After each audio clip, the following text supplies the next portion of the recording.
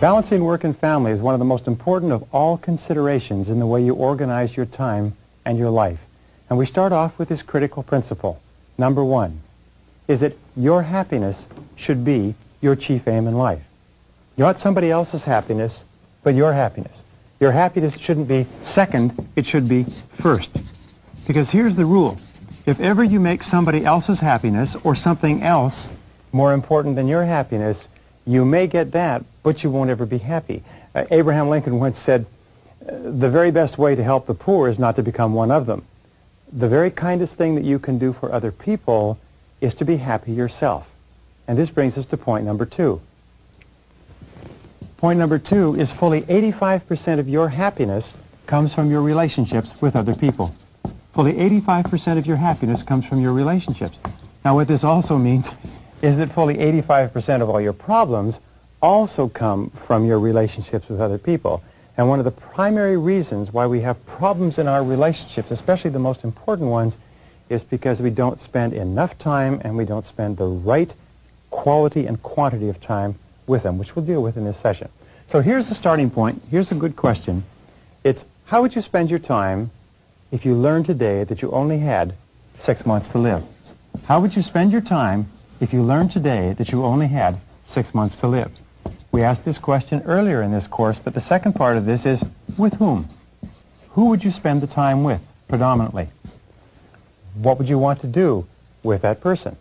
Where would you want to go? How would you want to spend it? What would you want to get accomplished if you learned today that you only had 6 months to live? You see, the answer to this question will bring you face to face with what is really important to you. Sometimes in our sessions we say, imagine that it wasn't 6 months, but it was 6 weeks. Or that it wasn't 6 weeks, but suddenly you learned it was 6 days, and then 6 hours, and then 60 minutes. If you learned this very moment that you only had 60 minutes left in life, what would you do and how would you spend your time? Who would you want to talk to? Who did you think about when you thought about that question? Because that tells you a lot about what's really important to you. And this brings us to number 4, which is one of two of the most famous of Greek sayings. The first one is moderation in all things. Moderation in all things is what the ancient Greeks said, and as a wise old man said, yes, but except for a few glorious exceptions. Moderation in all things means that you need balance between your work and your family life in order to be happy and in order to be successful. How can you tell when you're out of balance?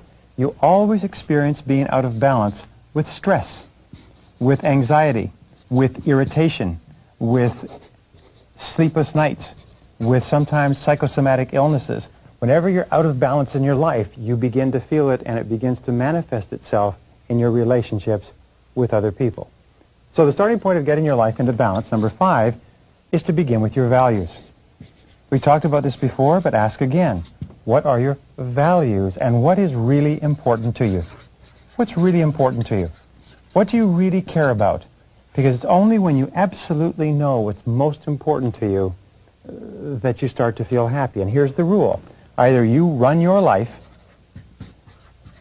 by determining what's important to you, organizing the sequence of events, or your life runs you. And many people today are frantic, and they're happy, unhappy, and they're anxious, and they're tense for a very specific reason. And it's because their life is running them, because they have not put their hands onto the steering wheel of their own life, and they're not steering it. An important part of balance is for you to describe what is called the ideal end result, your ideal vision, or what we say, your ideal lifestyle. What is your ideal lifestyle? If you could live any kind of life that you wanted, what would it be? What would it include? What ingredients would make you the most happy? What ingredients would make you the most happy? Answering this question enables you to do what we call gap analysis. Gap analysis is where you look at your life today, and you look at your life as it would be if it were perfect.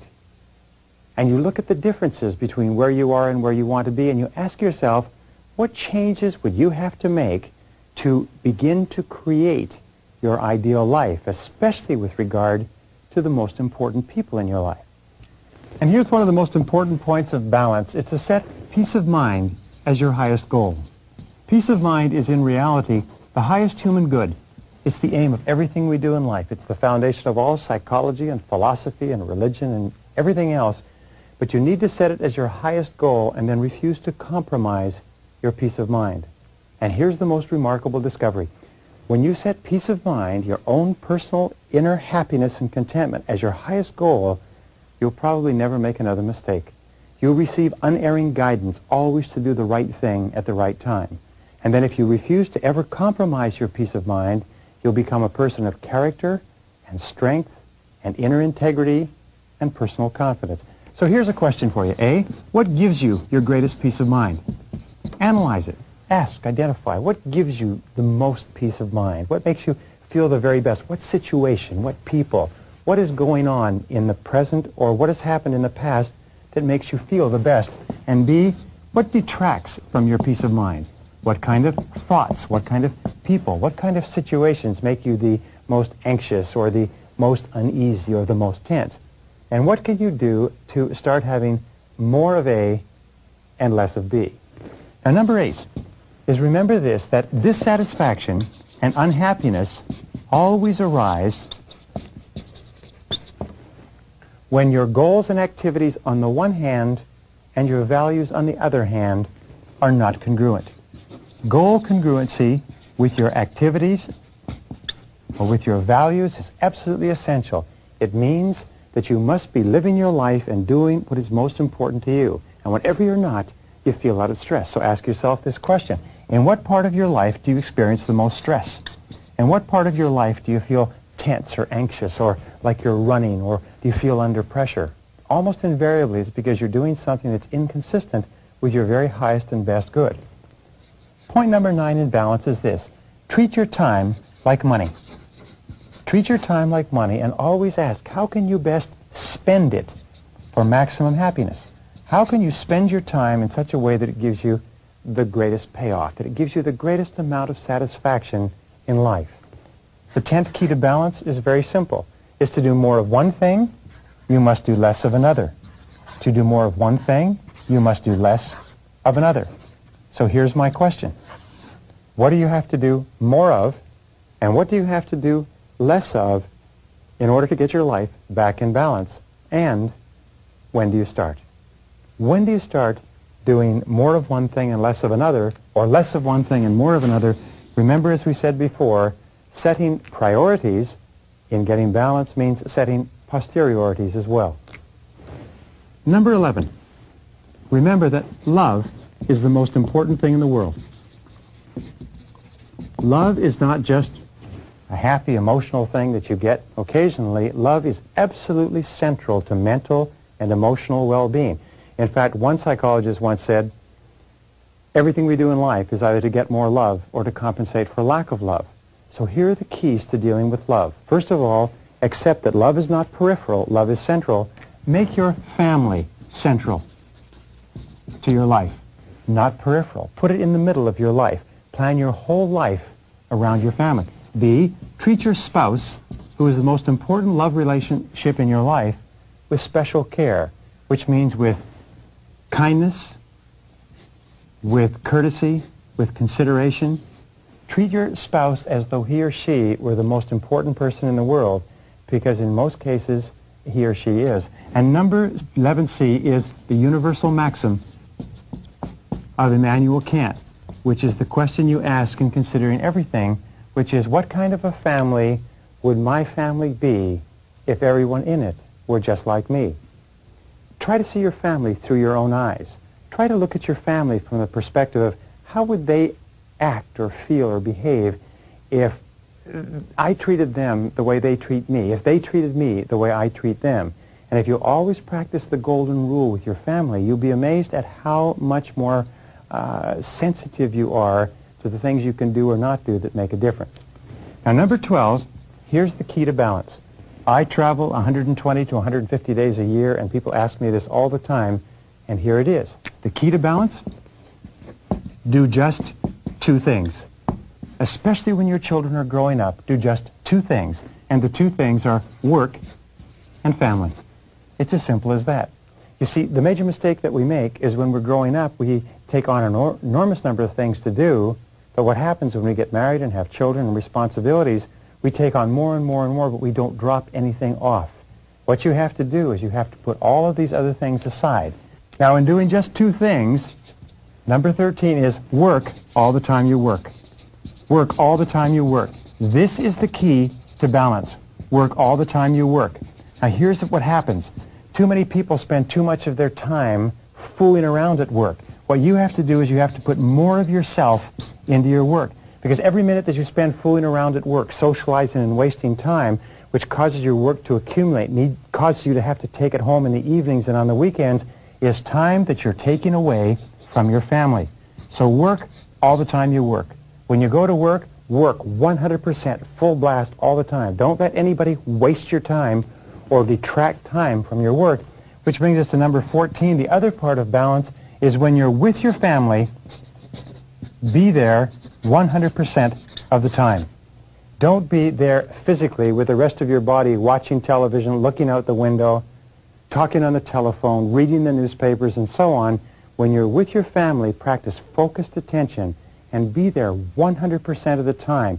Be right there, if you like, in their face. Do you know, it's an interesting statistic, but according to the American PTA Association, the average parent spends less than 30 minutes per week in one-on-one, face-to-face interaction with their child.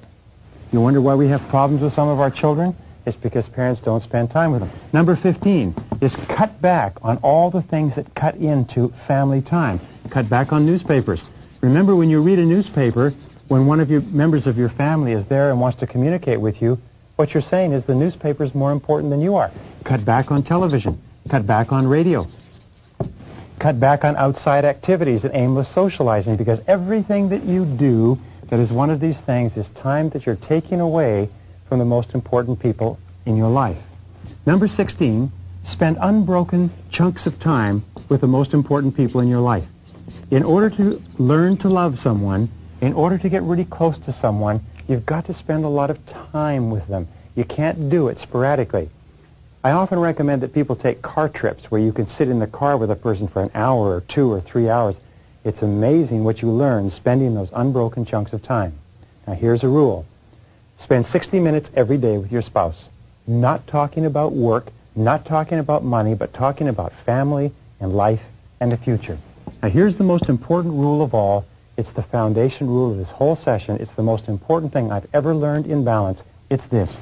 It's quantity of time at home, and it's quality of time at work. It's quantity of time at home, and it's the quality of time you spend at work. And here's the key. Don't mix them up. Most people make the mistake of mixing them up and try to spend quantities at work and quality at home, and it doesn't work. As a child psychologist said recently, I never met a child in trouble who said, I wish my parents had spent more quality time with me. Number 18, remember, you're always free to choose. You're always free to choose. You're always free to set priorities. You're always free to choose the order or the sequence of events. Is that you always choose what's most important to you. So the most important thing of all is in balancing home and family, balancing the most important people in your life with your work. Always put them first. Always put them on the top. And remember, the whole purpose of time management is this. The purpose of time management is to enable you to get more things done on the outside so that you have more time to spend with the most important people in your life.